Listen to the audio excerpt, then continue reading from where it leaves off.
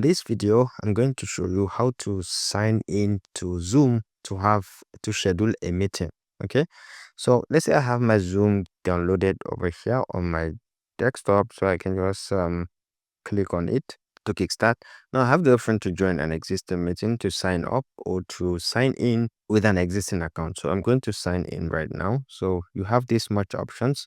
You can sign in using Gmail, Apple account, or Facebook, or even Microsoft or CSSO. You can sign in using any of this, but for this case, I'm going to use one of my email accounts, and I've just added it. So I'm going to click on next.